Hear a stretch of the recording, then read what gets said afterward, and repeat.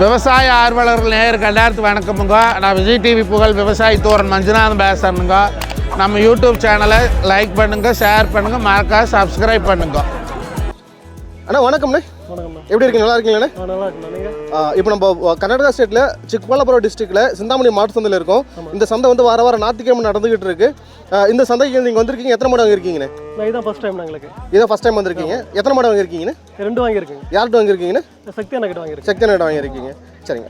மாடு நீங்கள் இந்த 2 மாடுமே நீங்கள் செலக்ட் பண்ண மாடுங்களா இல்லை சக்தி அண்ணா செலக்ட் பண்ண மாடுங்களா? இல்லை, நானும் எனக்கு ஓரளவுக்கு இருக்கு தெரியும். பட் ஆனால் அண்ணா தான் செலக்ட் பண்ணி கொடுத்தாருங்க. சரிங்க. நம்ம வீட்டில் மாடு இருக்குங்களா? நான் இருக்கு. எத்தனை மாடு இருக்குங்கண்ணே? ஆல்ரெடி 4 இருக்குங்க. ஆல்ரெடி 4 மாடு இருக்கு. 4மே இந்த தரத்தில் இருக்குமா? ஆமாங்க, இந்த தரத்தில் இருக்கு. இந்த தரத்தில் இருக்கு. வீட்டில் இருக்கிற மாடெல்லாம் எவ்வளோ பால் கறந்துகிட்டு இருக்கீங்க? அது ஒரு 18லேருந்து 20 வரும்ண்ணா. தலையத்தில்?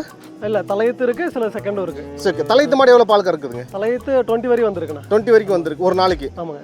சரிங்க. இப்போ நீங்கள் எடுத்துகிட்டு இருக்கிற இந்த 2 மாடும் எவ்வளோ பால் கறக்குன்னு எதிர்பார்க்குறீங்க? நான் 2மே 20 கிராஸ் பண்ணுவேன். 2மே 20 கிராஸ் பண்ணணும். ஸோ தலையத்தில் எப்படி 20 கிராஸ் பண்ணுங்க? ஏதாவது நம்பிக்கை இருக்குல்ல உங்களுக்கு? ஏன்னா ஆல்ரெடி அந்த வந்திருக்குங்க. இருக்குங்க. மேபி கிராஸ் பிரீட் வேணால் அந்த அளவுக்கு கறக்கலாம்னு எதிர்பார்க்குறேன். பட் இது வந்து கொஞ்சம் பிரீடு இருக்கு இல்லைங்களா, அதை விட கொஞ்சம் குவாலிட்டியான பிரீடாக மேபி இருக்கு. அந்த வீட்டில் இருக்கிற மாதிரி எனக்கு தெரியலங்க. நான் சும்மா ஒரு நீங்கள் சொல்கிற இதெல்லாம் சொல்லிக்கிட்டு இருக்கேன். அது கிராஸ் பிரீடாக இருக்கலாம் இல்லைங்களா, அது அதனால மேபி 20 லிட்டர் பால் கறக்கலாம். பிரீடு வந்து எடுத்தோடனே அந்த அளவுக்கு பால் கறக்காதுங்களே. சரிங்க. நீங்கள் என்ன எதிர்பார்க்குறீங்க, எப்படி சொல்லுறீங்க? நான் எனக்கு 20 முன்ன செகண்ட் இதில் கறக்கணும், அந்த அளவுக்கு இருக்கும். நீங்கள் சொல்கிற செகண்ட் லாக்டேஷன் கறக்கலாம், 2ஆம் இதில் கறக்கலாம். பட் தலையத்திலே வந்து அதிகபட்சம் வந்து ஒரு 20 தொடுங்க. ஸோ 18, 19 அந்த ரேஞ்சுக்கு வரும் என்னுடைய கணிப்புங்க.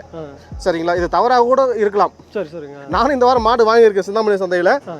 அதுவும் கண்ணுப்பட்டு கறந்து பார்த்தா தான் எனக்கும் தெரியுங்க. பட் ஏற்கனவே சிந்தாமணி சந்தையில் மாடு வாங்கிட்டு போனதெல்லாம் 18 லிட்டர் பால் கறந்துட்டு இருக்குன்னு. 18, 19 அந்த ரேஞ்சு கறந்துகிட்டு இருக்கு. பட் 20 லிட்டர் வந்து நம்ம கிராஸ் பண்ணி இது வரைக்கும் நம்ம சொல்லி யாரும் கேள்விப்படலை.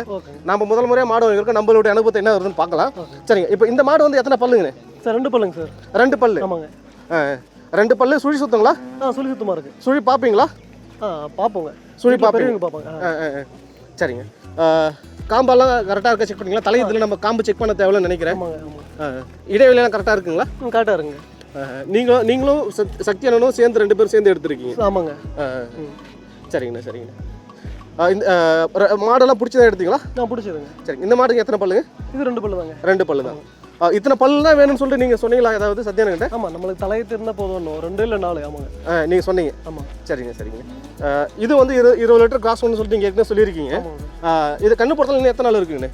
இன்னும் 15 நாள் 20 நாள் சொல்லியிருக்காங்க. 15 நாள் to 20 நாள் இருக்குது. பட் நம்ம டிரான்ஸ்போர்ட் வண்டியில் போகிறதுனால மேபி கண்ணு சீக்கிரமாக போகிறதுக்கான பாசிபிலிட்டி வந்து அதிகம் இருக்கும் இல்லைங்களா? ஆமாங்க. சரிங்கண்ணா சரிங்க. நம்ம மாடுங்க, நம்ம மாடு நம்ம அந்த மாடு தான் வாங்கியிருக்கோம். பட் நிறைய பேர் நம்ம வாங்க மாட்டை வந்து பார்த்துட்டு போயிட்டுருக்காங்க, வீடியோ எடுத்து போயிட்டுருக்காங்க, ஃபோட்டோ எடுத்துக்கிட்டு இருக்காங்க. அதே போல் வந்து நிறைய பேர் வந்து நம்மக்கிட்ட அந்த மாடை வந்து விற்பனைக்காக கொடுங்க அப்படின்னு சொல்லி கேட்டுக்கிட்டு இருக்காங்க, லாபத்துக்கு கொடுக்குற அப்படின்னு சொல்லிட்டு. பட் இது வரைக்கும் நம்ம கொடுக்கல. ஆனால் நீங்கள் அந்த மாடை வந்து நான் வாங்கின மாட்டை வந்து கேட்டீங்கல்ல? ஆமாம், நான் கேட்டேன். அதை எவ்வளோக்கு நீங்கள் கேட்டீங்கண்ணா? உங்களுடைய கணிப்பு இது எவ்வளோ கொடுக்கலாம்? இது என்னுடைய மாடு, இது நான் வாங்கினதுங்க, முதல் முறையாக வாங்கியிருக்கு சிந்தாமணி சந்தையில். உங்களுடைய கணிப்பு அந்த மாடு எவ்வளோ கொடுக்கலான்னு எதிர்பார்த்தீங்க மனசில்? 120லேருந்து 130 வரையும் பார்த்தோம். நான் வாங்கின மாட்டுக்கு 130 வரைக்கும் கொடுக்கலான்னு இருந்தேன். 125, 120, 130. நான் வாங்கின விலை என்னன்னு உங்களுக்கு தெரியுமா? ஆமாம் தெரியும். எவ்வளோ விலைக்கு வாங்கினேன் நான்? 115க்கு வாங்கினேன். 115க்கு நான் வாங்கினது 115க்கு. பட் நீங்கள் 130 வரைக்கும் எதிர்பார்த்துருக்கீங்க. எக்ஸ்ட்ரா 5 கேட்டோம். 5 வரையும் கேட்டோம். 5, 7 வரையும் கேட்டோம். சரிங்கண்ணா சரிங்கண்ணா. பட் நம்ம முதல் முறையாக வந்தாலும் நான் மாடு கூட மாட்டேன்னு சொல்லிட்டேன், மன்னிச்சிடுங்க, தவறாக நினச்சிக்கோண்ணா. நாம் அனுபவத்துக்காக தான் வாங்கியிருக்கோம்ண்ணே. அனுபவம் வேணுன்றதுக்காக தான் மாடு செலக்ட் பண்ணி வாங்கியிருக்கோம். அது நான் செலக்ட் பண்ணல, முழுக்க சத்யானங்கிட்ட பொறுப்பு போட்டுட்டேன், நீங்கள் மாடு எடுத்து கொடுங்க அப்படின்னு சொல்லிட்டேன். சரிங்கண்ணா. சத்யானா நல்லா மாடு எடுத்து கொடுக்குறாங்களா? திருப்தியாக இருக்குங்களா உங்களுக்கு? ஓகேண்ணா. புதுசாக வர கஸ்டமர் வாங்கிக்கலாமா? வாங்கலாம். நல்லா வாங்கி கொடுக்குறாருங்களா? சரி. உங்களோட தீவன முறை என்னன்னு சொல்ல முடியுமாண்ணே? என்னென்ன தீவனங்கள் கொடுப்பீங்க? நம்ம பருத்தி கொட்டை புண்ணாக்கு கொடுக்குறாங்க, பல்லட்டு போடுறாங்க. பாருங்க, இன்னும் நம்ம மாடை வந்து பார்த்துட்டு தான் இருக்காங்க. நம்ம மாடு இன்னும் வந்து பார்த்துட்டு போயிட்டு தான் இருக்காங்க. சரிங்க. அப்போ என்னென்ன கோதுமை தவிடு கொடுக்குறோம். என்னென்ன அளவு கொடுப்பீங்க சொல்ல முடியுமா? கோதுமை தவிடு பார்த்தீங்கன்னா மார்னிங் 1 கிலோ, ஈவினிங் 1 கிலோ கொடுப்போம். பெல்லட் வந்து 800 கிராம் கொடுப்போங்க. இப்போ பருத்தி கொட்டை புண்ணாக்கு 400 கிராம் கொடுப்போம் மார்னிங் ஈவினிங். களப்பத்தி ஒன்றும் 400 கிராம் சார். காலையில் 400, சாயங்காலம் 400 போடுவோம். களப்பத்தி ஒன்றா என்ன இந்த ப்ரோட்டீன் பேட் குச்சி தவணை சொல்லலாம்? அதுங்களா? இல்லை, குச்சி தேவனைங்களே தனியாகவே வந்து அவர் நோய், தோர நோய் இதெல்லாம் கலந்துருக்குங்க. ஆமாம், பொட்டுங்கெல்லாம் இருந்திருக்கும், உளுத்தம் பொட்டு அதெல்லாம் இருக்குங்க. அதுலேயும் புண்ணாக்கும் கலந்துருக்கு. புண்ணாக்கும் கலந்துருக்கு. சரிங்கண்ணா சரிங்கண்ணா. இது கொடுத்துருக்கீங்க. நம்ம வீட்டில் மாடு வந்து 20 லிட்டர் பால் கிராஸ் ஆகுது இல்லைங்களா? இந்த தீவனை தான் மெயின்டைன் பண்ணிட்டு இருக்கீங்க. ஆமாம், இதான் கொடுத்துட்டு. சென ஊசி போட்டோன்னே பால் குறையுதுங்களா ஏதாவது? ஆமாம், கண்டிப்பாக குறையுது. எவ்வளோ குறையுதுங்க பால்? நான் அது ஒரு 5 லிட்டர் கிட்ட குறையுதுங்க. 5 லிட்டர் கிட்ட குறையுது சென ஊசி போட்ட அந்த 3ஆவது மாசத்துல இருந்து. ஆமாம். ஸோ 20 லிட்டர் கறக்கிற மாடு 15 லிட்டர் போக இன்க்ரீஸ் ஆகும். இப்போ ஊசி போடுறப்போ ஒரு 5 குறையும், அதுக்கடுத்து ஒரு 4 3 அந்த அளவுக்கு வந்துருங்க. அந்த அளவுக்கு வந்துடும். அந்த அளவுக்கு இன்க்ரீஸ் ஆகுதுங்க. அப்போ கூட பால் இன்க்ரீஸ் ஆகுங்களா, பால் குறையுது? இல்லை இல்லை, இது பை 5 இருக்கு பார்த்தீங்களா, 5 விட இது கொஞ்சம் போக போக குறையுது. ஆமாம் ஆமாம். 20 லிட்டர் பால் கறந்த மாடு சென ஊசி போட்டால் 15 கறக்குது. ஆமாங்க. அது அப்படியே படிப்படியாக குறைஞ்சிட்டே வந்து இல்லைங்க, 15 கறந்து திரும்ப 16 17 வரையும் போகும். ஆனால் 20 கிராஸ் பண்ணாதுங்க. 20 கிராஸ் பண்ணாதுங்க. சரிங்கண்ணா சரிங்கண்ணா சரிங்க. இதுதான் உங்களோட தீவன முறை இல்லைங்களா? ஆமாங்க. மரத்தை நிழலில் கட்டுறீங்களா, கொட்டாய் போட்டு கட்டுறீங்களா மாடுங்க? இல்லை, காலையில் டைமில் நிழலில் இருக்கும். அதுக்கடுத்து பார்த்தீங்கன்னா கொட்டையில் போட்டு ஃபாகர் போட்டுட்ருவோம். மார்னிங் ஒரு டைம் ஒரு 11 மணிக்கிட்ட உள்ள தள்ளி போட்டு ஃபாகர் போட்டுட்ருவாங்க. ஃபாகர்னா அந்த தண்ணி? ஆமாம், தண்ணி மேலே ஸ்ப்ரே பண்ணுறதுங்க. சரிங்க. அது ஒரு டைம் போட்டு விட்டு திரும்ப ஒரு 2 மணிக்கு ஒரு ஸ்ப்ரே பண்ணுவோம். அவ்வளோதாங்க. அதுக்கடுத்து 3 3:30க்கு எடுத்து குளித்து போட ஆரம்பிச்சிருவோம். சரிங்க. கீழே தரை எடுத்துருக்கீங்களா? ஆமாம், காரை போட்டுருக்கோங்க. என்ன மாதிரி கொட்டகை? தென்னைங்கிறது கொட்டைங்களா இல்லை தகர ஷீட்? இல்லை, வீட்டை ஒட்டி கூலிங் ஷீட் இறக்கி இருக்கும். வீட்டை ஒட்டி கூலிங் ஷீட் இருக்குங்க. அது எந்த அளவுக்கு கூலிங் இருக்குது? நீங்கள் மேபி தண்ணி படுறதுனால மேபி கூலிங்காக இருக்கலாம் இல்லைங்களா? ஏன்னா தகர ஷீட் ஆனால் சுற்றி பார்த்தீங்கன்னா மரம் வச்சிருக்கோம். அதுதான் மரம் இருக்குது, அதனால கொஞ்சம் தெளிக்குதுங்க. ஃபாகர் போகிறோம், ஒன்றும் பிரச்சனை இல்லைங்க. சரிங்க. நம்மகிட்ட வந்து பார்த்தீங்கன்னா செட்டப் வந்து நான் இன்னும் அந்த செட்டப் இன்னும் வரலங்க. இப்போ தான் ஷெட்டு போட்டிருக்கோம், கொட்டகை வந்து போட்டிருக்கோம். அதே போல் இன்னும் தரையை இருக்கல. அதே போல் சுற்றி வந்து நான் மரமும் வைக்கல இன்னும். ஹீட்டு கத்தான் அடிக்குது. பட் என்னுடைய கிளைமேட்டுக்கு அந்த மாதிரி செட் ஆகுமா? நான் வாங்கின மாடுங்க பார்த்துக்கணும், மூச்சு வாங்கும், இழப்பு வருங்க.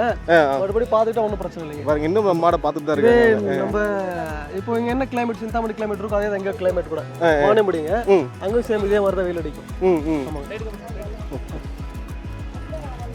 கவர் அவுத்துருவாங்கண்ணே.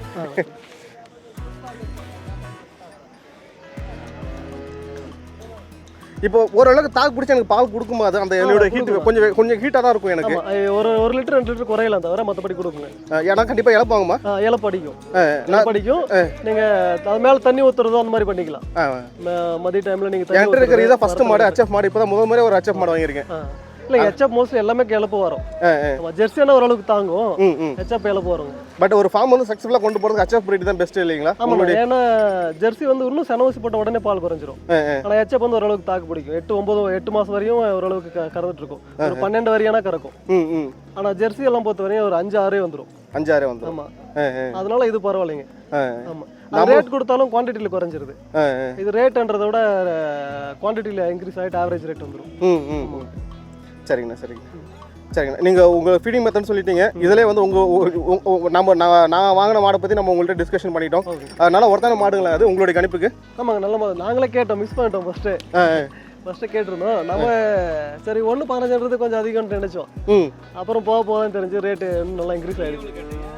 நானும் 1.15 வரைக்கும் கேட்டோன்னா சரி வேணான்ற மாதிரி ஆகிட்டு. சரி அதை விட ஒரு 1.5 சில்லற சம்திங்கில் பார்க்கலாம். சரி, நீங்கள் 1.15 வரைக்கும் கேட்டீங்க. அந்த 1.15 தான் இப்போ நான் வாங்கியிருக்கேன் இல்லைங்களா? ஆமாம், நீங்கள் 1.15 வாங்கிட்டீங்க. சரிங்க சரிங்க. அதுக்கப்புறம் நிறைய பேர் வந்து கேட்டு போயிட்டேன். கர்நாடகாரங்களாம், குறிப்பாக கர்நாடகாரங்களாம் மகாராஷ்டிரக்காரங்க கேட்டாங்கன்ற மாதிரி கேள்விப்பட்டேன். ஆமாம் 1.30 வரைக்கும் என்கிட்ட கேட்டாங்க. நம்ம கொடுக்க மாட்டோம்னு சொல்லிட்டோம். மகாராஷ்டிரக்காரங்க வந்து இந்த மாடு வந்து 1.5 லட்ச ரூபாய்க்கு மேலே போயிருக்கும் எப்படி இருந்தாலும். அவங்க வராதனால மாட்டோட விலை வந்து கம்மி. நீங்கள் வாங்குற மாட்டோட விலை அப்படி தான். அவங்க வராதனால தான் மாட்டோட விலை கம்மிங்க. இல்லைனா நீங்கள் வாங்குற மாடெல்லாம் 1.40 கண்டிப்பாக தாண்டி இருக்கும். 1.40 1.50 வந்துடும். இதெல்லாம் அசல்ட்டாக 1.50 வந்துடும். ஆமாம், நீங்கள் இப்போ வாங்கினது நீங்கள் இல்லை, நானும் வாங்கினது இப்போ நல்ல சமயம் அப்படின்னு சொல்லலாம். சரிங்கண்ணா சரிங்கண்ணா. இந்த பதில போதுமான தகவல் கொடுத்துருக்கீங்க. ரொம்ப நன்றிங்கண்ணே. சரிங்கண்ணா.